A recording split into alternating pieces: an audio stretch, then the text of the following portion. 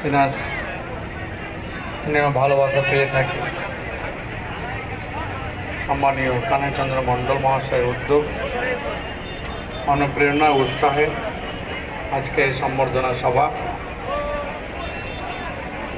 সম্বর্ধনা ইতিপূর্বে আপনারা আরও আমাকে অনেক দিয়েছেন, তার থেকে যেটা বেশি আপনারা দিয়েছেন, যেটার মাপজোক নেই, সেটা হচ্ছে আপনাদের আন্তরিক দোয়া, আন্তরিক ভালোবাসা, ভক্তি,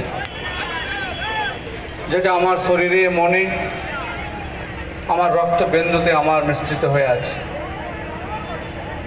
যার জন্য আমি সবসময় বলে থাকি যে নবগ্রামের মানুষ, খড়গ্রামের মানুষ যেভাবে আমাকে দোয়া আশীর্বাদ করেছে, আমি আমার জীবনে আজ সাংসদ আছি, কালকে হয়তো আমি খলিলুর রহমান হিসেবে থাকব, কিন্তু খলিলুর হিসাবে থাকলেও আমি নবগ্রামের এই মানুষকে আমি আমার হৃদয়ের মধ্যে রেখেছি, আমি কখনো ভুলতে পারবো না। এবং তাদের জন্য আমার মনে হয় যেন অবারিত দ্বার আমার খোলা থাকে। আগামী দিন আমি সাংসদ থাকি বা না থাকি, আমি আপনাদের কাছে খলিলুর রহমান হয়ে আছি, আগামী দিনেও খলিলুর রহমান হয়ে থাকতে চাই। যদিও আমাদের আজকে রাজনৈতিক সভা, সেই সভায় আপনাদেরকে কিছু কথা আমার তুলে ধরা রয়েছে। আপনারা জানেন যে আর কয়েকটা মাস পরে, বছরও নয়, আমাদের কাছে রাজ্যে সেই উন্নয়নের সে ভোট আসছে, যে ভোটের মধ্যে দিয়ে কে ক্ষমতায় বসবে তার নির্বাচন আপনারাই করবেন। আমরা দেখে আসছি যে বিগত 2011 সালে যেভাবে মামাটি মানুষের সরকার, যেভাবে আমাদের সকলের জননেত্রী মমতা ব্যানার্জি যেভাবে মানুষের পাশে আছেন, যে প্রতিশ্রুতি দিয়েছিলেন তা সবটাই 100% তা তিনি করেছেন। আমরা কিছু যদি স্মরণ করতে যাই তাহলে আমরা বুঝতে পারবো যে মমতা ব্যানার্জি বাংলার মানুষের জন্য যে কথা দিয়েছেন তিনি কতটা রেখেছেন। আমাদেরও মনে পড়ে 34 বছর বামফ্রন্ট সরকার ছিল, সে বামফ্রন্ট সরকারের সময়ে আমরা কি কি পেয়েছিলাম।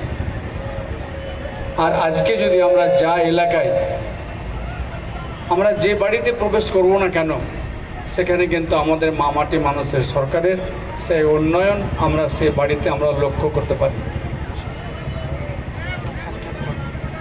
তো দেখতে পাই আর কি। কাজে আমাদের কাছে সব থেকে যেটা প্রায়োরিটি থাকবে চিন্তা ভাবনা করা, সে হচ্ছে উন্নয়ন। আপনাদের বিধায়ক যিনি আমার কাছে দাদার মতো জায়গায় রয়েছেন, তিনি একবার নয়, দুবার নয়, তৃতীয়বারের বিধায়ক। তিনাকে নবগ্রামের জন্য ভাবতে দেখি, তিনাকে কথা বলতে দেখি, তিনি যেভাবে মানুষের জন্য বা নবগ্রাম বা এলাকার জন্য, বিধানসভার জন্য, উন্নয়নের জন্য তিনি সেই বিভিন্ন দপ্তরে গিয়ে তিনি পৌঁছে যান। আমি তো গত 6 বছর থেকে তিনার পাশে ওতপ্রোতভাবে থেকে আমি দেখে আসছি। ওনার ফোন 24 ঘন্টায় খোলা থাকে, যখন রাত 12টায় হোক আর 2টায় হোক, তিনাকে কোনো প্রয়োজনের জন্য পাওয়া যায়। এবং কলকাতা হামেশাই তিনি ছুটেন বিভিন্ন দপ্তরে উন্নয়নকে নিয়ে আসার লক্ষ্যে। আপনারা আমাকে সাংসদ নির্বাচিত আপনারাই করেছেন, আমি আপনাদের কৃতজ্ঞতা জানাই। সেই সুবাদে আমি দেখতে পাই যে আমিও জঙ্গিপুর লোকসভার 7টা বিধানসভার বিভিন্ন জায়গায় ঘুরতে গিয়ে, কিন্তু যেভাবে কানাইদাকে দেখি যে বিভিন্ন দপ্তরে যাওয়া, বিভিন্ন এলাকার মানুষের সঙ্গে যে তিনার যে অ্যাটাচমেন্ট, যে তিনার যে সংযোগ, বলতে নেই আমি অন্য কোনো বিধানসভাকে দেখতে পাই। তিনি এতটাই আন্তরিকতা। তো যাই হোক, আপনারা কানাইদাকে সঙ্গে রেখে এই এলাকার উন্নয়নকে যেভাবে এগিয়ে নিয়ে এসেছেন, আগামী দিনেও এই এলাকার উন্নয়নকে অব্যাহত রাখার লক্ষ্যে আপনারা সকলে ঐক্যবদ্ধভাবে দলের সঙ্গে যুক্ত থাকবেন। আমি এই আহ্বান সকলের কাছে রাখছি। পাশাপাশি আপনাদেরকে জানাই, এই সম্প্রতি এই দেখলেন আপনারা যে আসামে আমাদের ফারাক্কার 16 জন পরিযায়ী শ্রমিক কোনো কাজে গিয়েছিলেন, তারাকে পুলিশ স্টেশনে ডাকা হয় তাদের কাগজপত্র দেখার জন্য। সেখানে কাগজপত্র দেখানো হয়, তার মধ্যে 6 জনকে ছেড়ে দেওয়া হয়, 10 জনকে আটকে রাখে। আপনারা খবরের কাগজে দেখেছেন। আমি জানতে পারি, তখন আমি কলকাতায় ছিলাম। আমি বিষয়টা আমাদের পুলিশ সুপারকে অবগত করালাম যে এই ঘটনা এই হচ্ছে, আপনার কাছে লোক যাচ্ছে, আপনি ইমিডিয়েটলি এই বিষয়টা আপনি ঊর্ধ্বতন কর্তৃপক্ষকে দিয়ে আসাম সরকারের কাছে সে ব্যবস্থা নেন। আসাম সরকার কি করেছে? ডিটেনশন ক্যাম্পে রাখছে। ডিটেনশন, আসাম সরকারকে বিজেপির সরকার, তো তারা ডিটেনশন ক্যাম্পে রাখছে। তাহলে তাদের মানসিকতাটা ভাবুন, যে ভ্যালিড অর্থাৎ বৈধ কাগজ থাকার পরেও তিনারা ডিটেনশন ক্যাম্পে নিয়ে যাচ্ছে। যাই হোক, আমাদের রাজ্য সরকারের পুলিশ প্রশাসনের নেতৃত্বে বা তিনাদের উদ্যোগে সেই 10 জনকেও ছেড়েছে, কিন্তু তাদের বৈধ কাগজ ফেরত দেয়নি, তারা বিনা কাগজে ফেরত এসেছে। তো এই হচ্ছে মানে ডাবল ইঞ্জিন সরকারের তাদের কাজে আমাদেরকে ভাবতে হবে যে তারা কি করতে পারে। কাজে কখনোই আমরা সেই জায়গাতে বা সেই সুযোগটা হতে দেব না। আমাদের নেত্রী আমাদের পাশে রয়েছেন, আমরা সদা সর্বদা সুরক্ষিতভাবে আমরা রয়েছি, আমরা উন্নয়ন পাচ্ছি। আমরা উন্নয়নের কী মানুষের যেগুলো প্রয়োজন, সেই প্রয়োজনগুলো আমাদের রাজ্য সরকার তা পূরণ করছেন। মানুষের প্রথম প্রয়োজন হচ্ছে খাবার, সেই খাবারের জায়গাটা কিন্তু পূরণ করছেন খাদ্য সাথীর মাধ্যমে। আমরা চাই শিক্ষা দীক্ষা, আমাদের পরিবারের সন্তানরা শিক্ষা দীক্ষা করুক। আমরা যখন স্কুলে পড়ালেখা করেছি তখন বই খাতা কলম কিনেছি, আমরা স্কুলে টিউশন ফি দিয়েছি। আজকে কিন্তু স্কুলে ফি দিতে হয় না, আজকে কিন্তু বই খাতা কলমও সেই স্কুলের শিক্ষকরাই কিন্তু বা সরকারি দিচ্ছে, সেটা আমরা দেখতে পাচ্ছি। আজকে দেখুন প্রতিটি জেলাতে মেডিকেল কলেজ হাসপাতাল হয়েছে, এমনকি ইউনিভার্সিটি হয়েছে, যেটা আমরা 14 বছর আগে কিন্তু তা দেখতে পাইনি। আজকে বিভিন্ন একদম প্রত্যন্ত গ্রাম অঞ্চলে আমরা দেখতে পাচ্ছি পাকা রাস্তাঘাট হয়েছে, পানীয় জলের ব্যবস্থা হয়েছে এবং হচ্ছে। হাসপাতালকে অনেকটাই আধুনিকীকরণ করা হচ্ছে, কিছু হয়তো এখনও বাকি রয়েছে, কিন্তু আগামীতে আমরা দেখতে পাবো 2-3 বছরের মধ্যে সেটাও কিন্তু সম্পন্ন হবে। তো এই যে কর্মকাণ্ড আমাদের উন্নয়নের, আজকে বলুন দেখুন যে স্বাস্থ্যসাথী, আজকে স্বাস্থ্যসাথীর চিকিৎসা করতে আমরা কলকাতার বড় নার্সিংহোমে সেই সুযোগটা পাচ্ছি, আমরা এমনকি রাজ্যের বাইরে গিয়েও সেই সুযোগটা পাচ্ছি। আজকে যেসব কৃষক বন্ধু প্রকল্পের মধ্যে দিয়ে আজকে কোনো কৃষক ভাই যদি এক্সপায়ার করেন, তাহলে তার পরিবারকে সুরক্ষিত রাখার জন্যে তারা 2 লক্ষ টাকার অনুদান পাচ্ছে।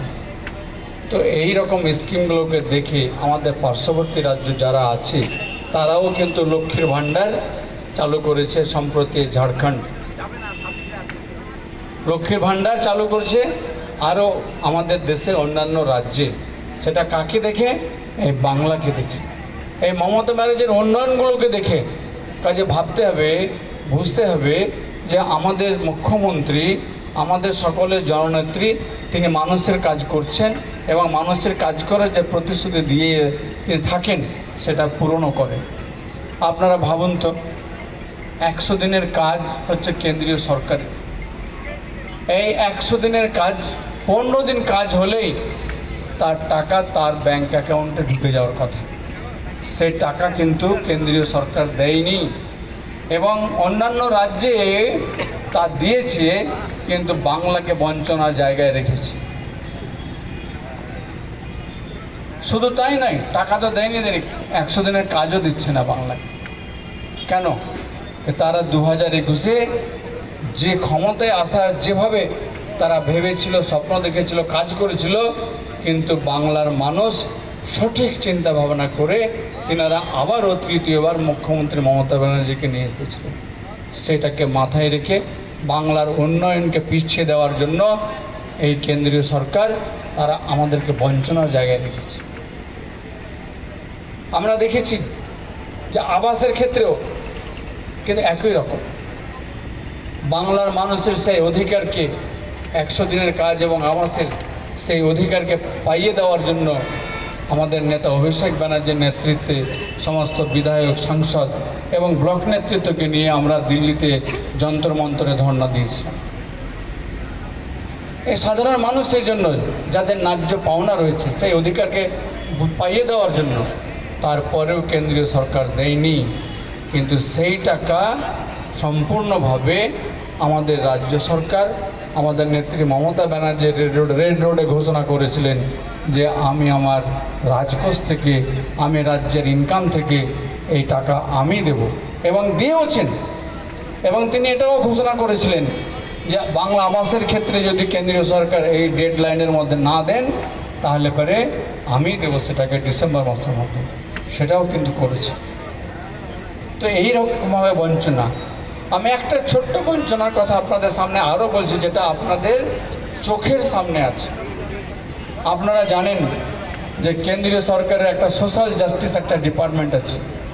সেই সোশ্যাল জাস্টিস ডিপার্টমেন্টের মধ্যে আমাদের কানাইদার উদ্যোগে আমরা সকলে গিয়েছিলাম দিল্লিতে। গিয়ে আমরা সেই দপ্তরকে জানিয়েছিলাম যে আমাদের এলাকায় বিভিন্ন ব্লকে যে সমস্ত হ্যান্ডিক্যাপ আমার ভাইয়েরা বোনেরা রয়েছে তাদের চলার পথকে সহজ করার লক্ষ্যে আপনারা কিছু আমাদের ম্যাটেরিয়াল দিন, ইনস্ট্রুমেন্ট দিন।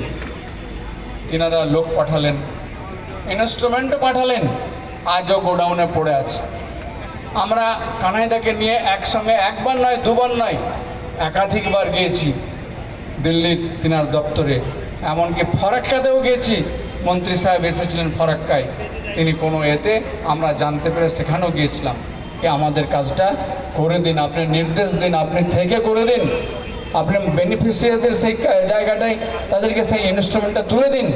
কিন্তু করেননি। কেন করেননি? কে বাংলার উন্নয়ন হবে,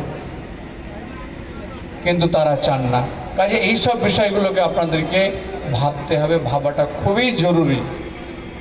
কাজে আগামী দিন যেভাবে আমাদের নেত্রী কাজ করছেন, যেভাবে আমাদের বিধায়ক আপনাদের পাশে থেকে আপনাদের জন্য পরিশ্রম করে যাচ্ছেন, আপনারা বলবো আপনাদের কাছে আমার বিনম্র আবেদন, আপনারা সকলেই ঐক্যবদ্ধভাবে পাশে থেকে আপনারা এলাকার উন্নয়নকে এগিয়ে নিয়ে যাওয়ার লক্ষ্যে, অব্যাহত রাখার লক্ষ্যে আপনারা তৃণমূল কংগ্রেসের সঙ্গে থাকবেন।